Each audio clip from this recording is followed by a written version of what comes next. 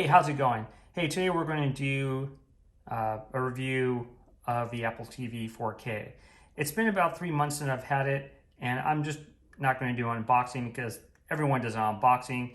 But what's important is where you place your Apple TV unit to make sure everyone knows you have an Apple TV.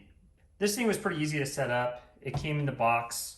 The only thing that didn't come with it was the HDMI cable, which I ordered on Amazon. It's about 1.5 feet. It works really well. But it did come with a charging cable, not an HDMI cable. I could add this to my collection now. I have a ton of these.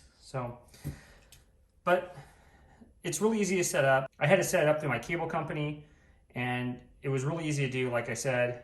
But we're going to go into the features, which I think a lot of people don't talk about. And I kind of want to get into a lot of the features with the Apple TV. All right, so this is my first Apple TV unit. And I can say I'm really impressed with it compared to the other devices I've used. I've used Amazon Fire. I bought the Fire Stick for another TV before I bought my smart TV. Once I bought my smart TV, I didn't really need the Fire Stick anymore. I did have Chromecast, and it died on me after a couple years. But I want to try the Apple TV unit to see what it's all about. And this is my first Apple TV unit. And the big new changes was that it's 4K, which I really wanted, and it came with the new Siri remote, which we'll get into here in a few moments. So I kind of like this Siri remote, but again, we're going to go into some of the features that Apple TV has. One is it comes preloaded with Apple TV. I kind of moved it around, kind of set up the way I wanted to set it up. I got a year subscription for purchasing the Apple TV unit. And I actually kind of like some of the shows that are on here. It does remind me of a hub, though. As you can see, it has like Adult Swim, Disney, I think that's Amazon, stuff from Amazon, stuff I've been watching on Apple TV. It just kind of wants to be a hub. That's what like Amazon. And that's the dog drinking water.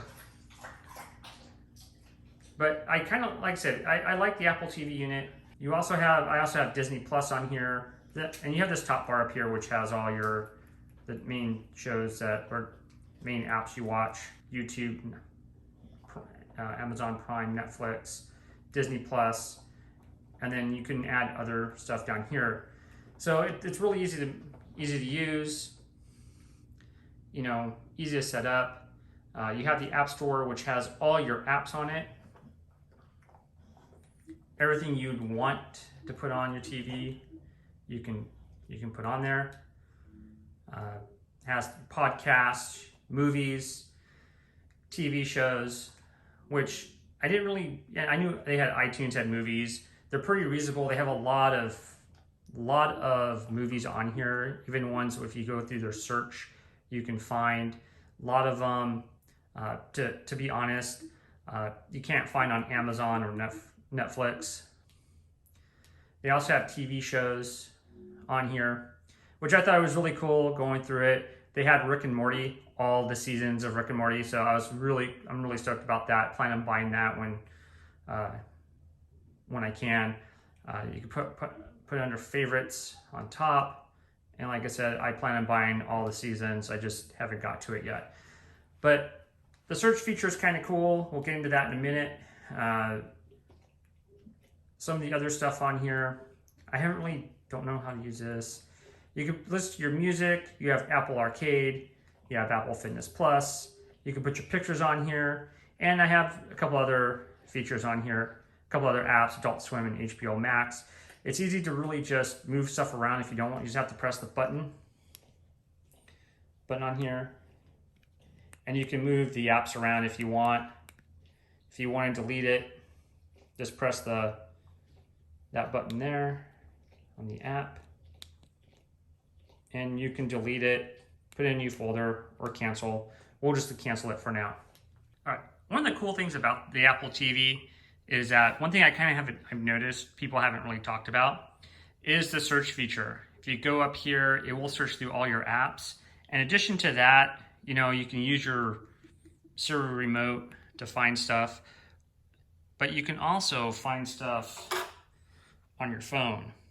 So you have your phone right here, you can just type in, it'll automatically come up in search.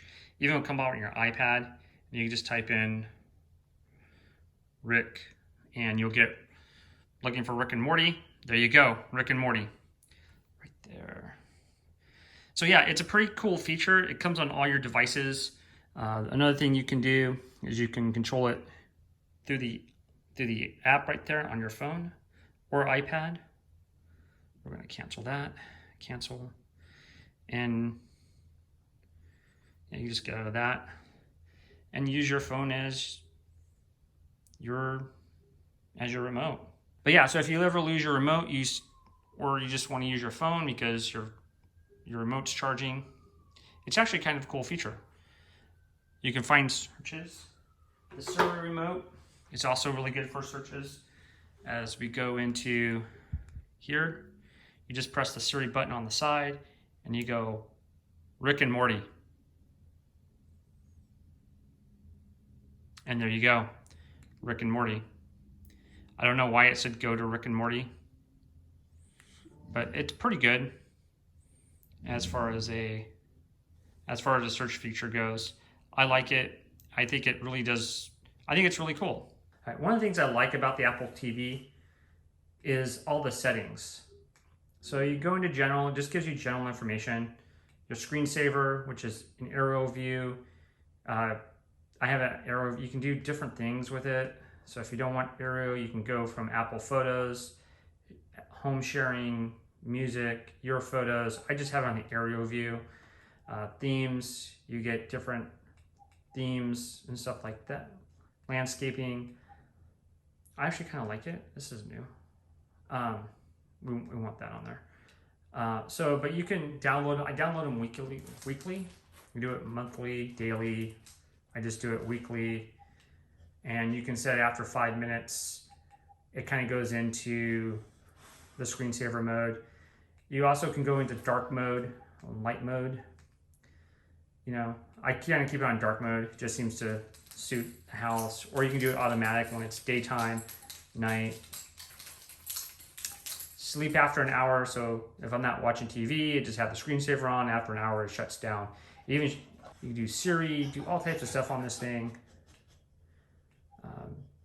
Account information, user information, video, audio.